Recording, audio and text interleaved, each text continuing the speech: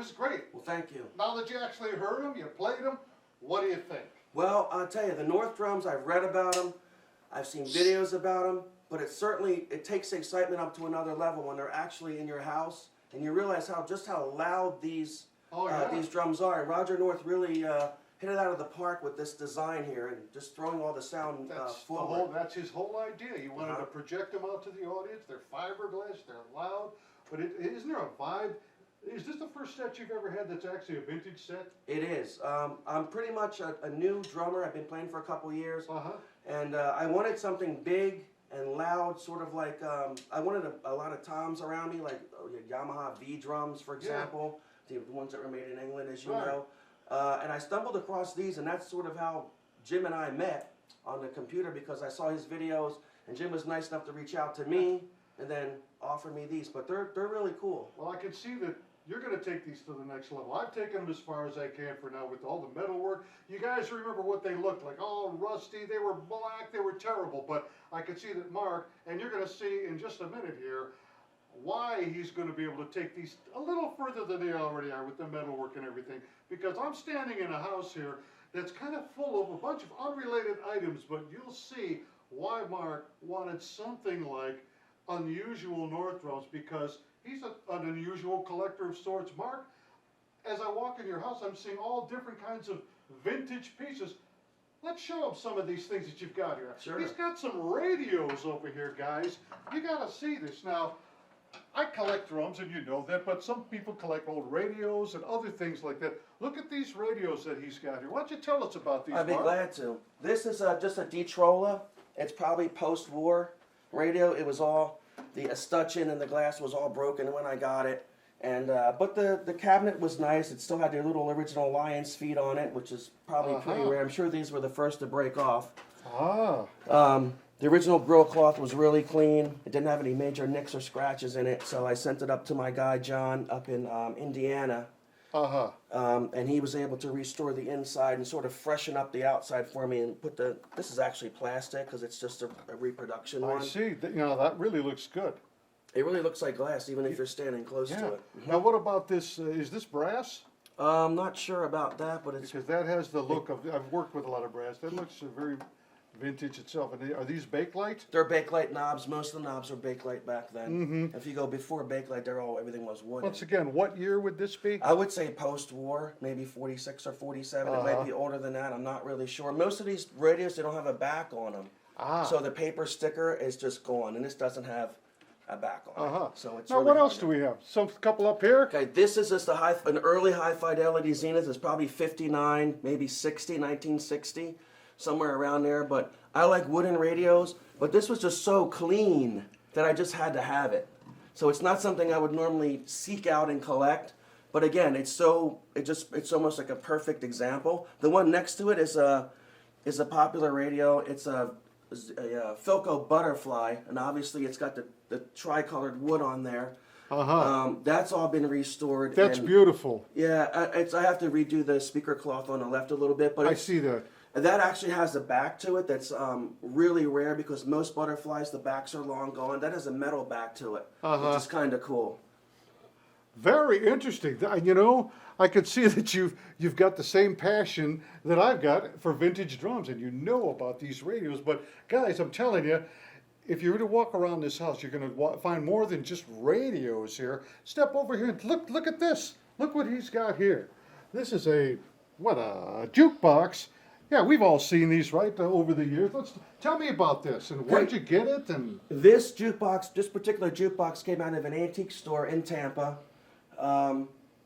It was in service up until the 90s, Jim, so it was actually taking coins and actually acting as its original purpose, which is, of course, is a vending machine. It's just vending music. So it's got, I don't know how many plays, but it has in it, but you can look up, there's actually reels in here that would tell you how many plays it's actually had. This jukebox is a 1954 Seeburg R100, so it's got 50 records in it, and of course, if you just step back, Jim, I'm going to raise this like a hood of a car. Oh, look at that! How cool! So it plays the A side, and the head is A. It plays the A side and the B side, so the tone arm will land on whichever selection you have. Pretty cool. So right now I have it on It's just playing all the A sides right now, but I want to turn this This thing thing up. still works. The inside has been completely restored. So this motor, the amplifier, the selector, which is inside, it's all been restored. When I bought this machine, it had an FM radio in it, Jim, which I know to you and I just makes us cringe. So the FM radio got thrown out in the trash where it belongs, and I actually found an original amp and all the original parts, and had everything restored, which was pretty expensive. It almost cost as much as the jukebox itself, but that's what we do. I'm familiar with that, believe me. Yeah, I know. I think we're all a little familiar with that. You don't restore things to sell and make money generally. It's a labor of love, isn't it? So All right, when you got the bug, that's it, you're done for. Does this thing work still? It absolutely works. It's running right now. Let's hear So it. I'm just going to turn the volume up just a little bit.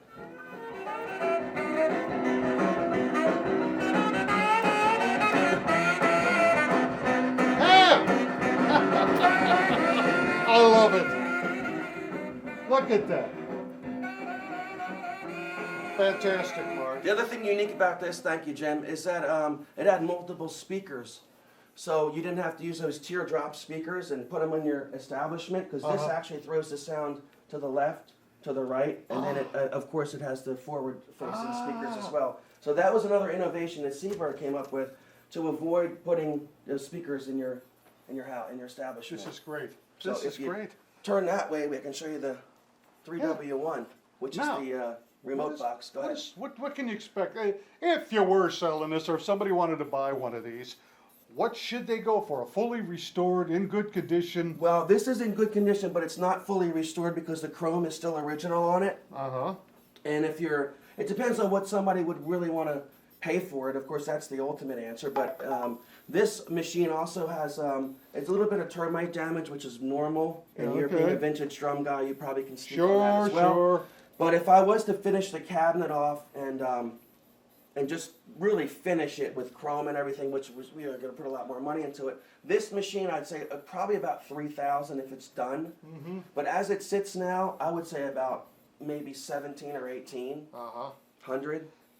I mean, I don't really know, but You know, in the drum world, this chrome isn't so bad. it's not bad. To And tell you even the truth. these end pieces are really nice too. You got one on your side, and This they're is pretty really nice. cool. Mm-hmm.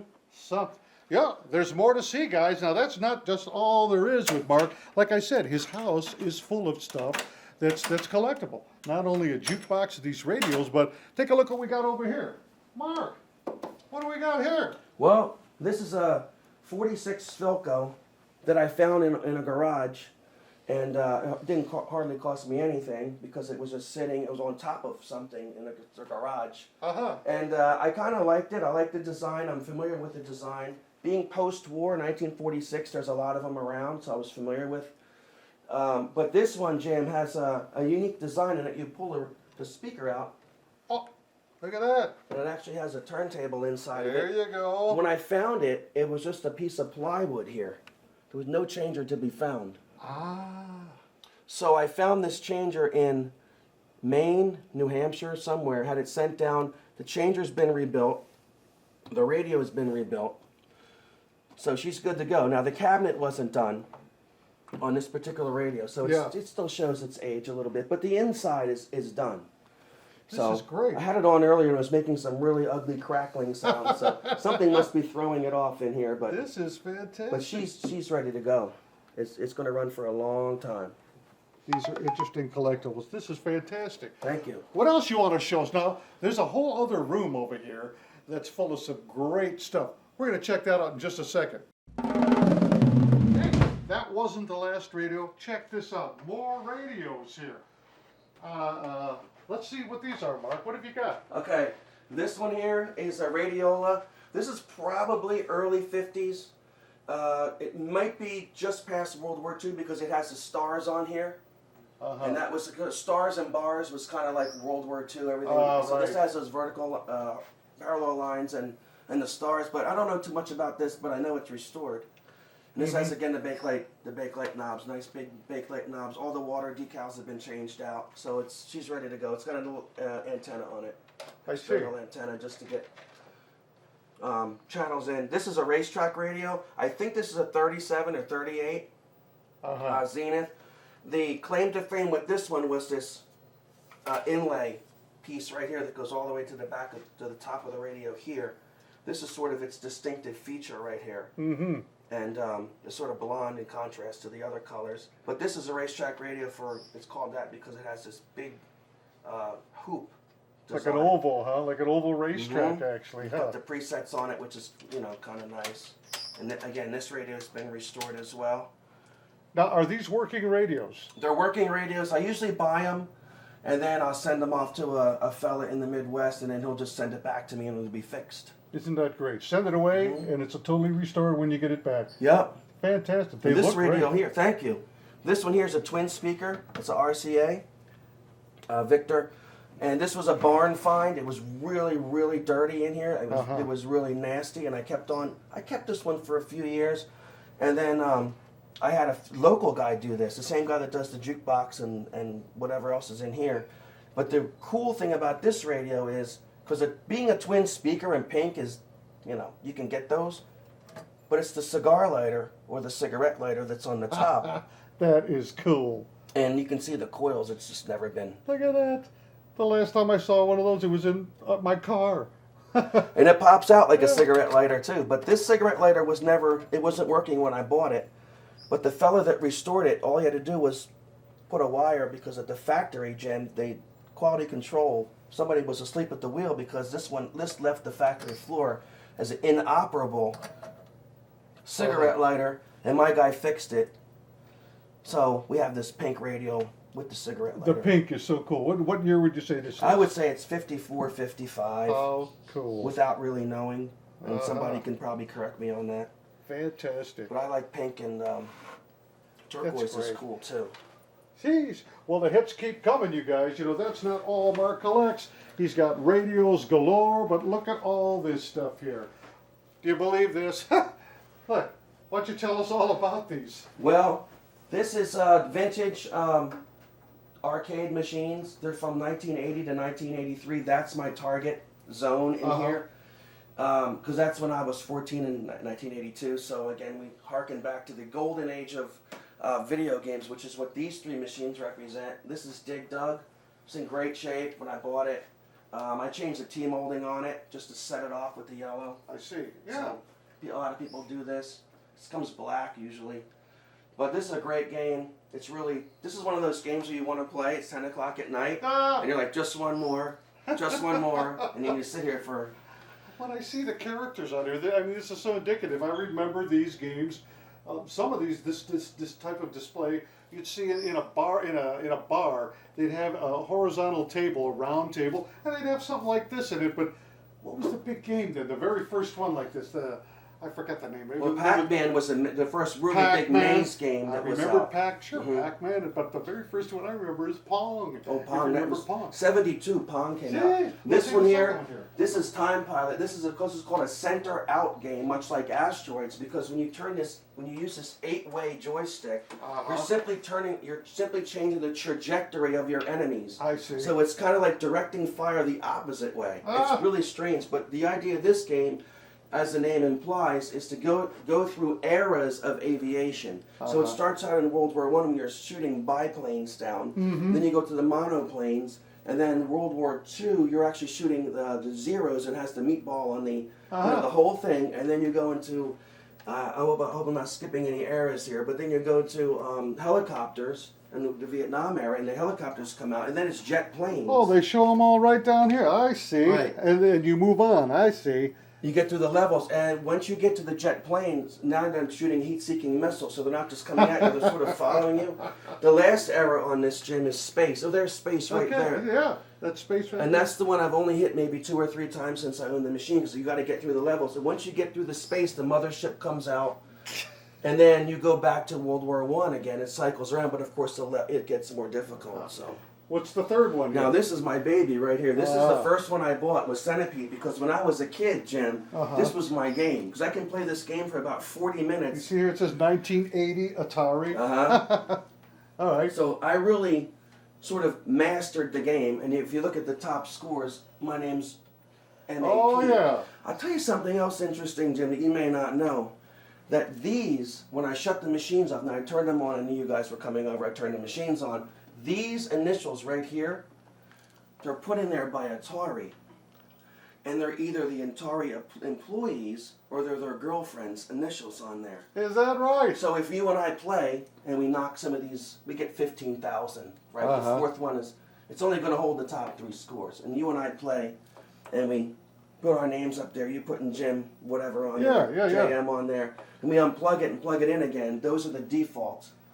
Okay. Now, you own these 3 particular machines for a reason, right? They're different from one another, aren't they? As far as the gameplay goes, Well, yeah. okay, this game is a maze game. Uh-huh. Okay, that's So- a category, kind of a maze type game. Correct. Okay. So what I wanted to do is because I buy my machine maybe once a year just Uh-huh. to keep it, you know. Yeah. If I bought all the machines and filled the room up, it wouldn't Uh-huh. be, you know what I mean? It wouldn't be as special to me. So this is a maze game. Okay. That would be a center out game, A center out. like and asteroids. and what would this be? That's top down game. Okay. See, now those are some things I didn't know. As you can see, Mark is just as much into his radios and all these video games here, arcade games, as we are with vintage drums. He's got a knowledge of them, but you notice the common thread? There's that collector mentality. You get passionate about something and you learn everything about it.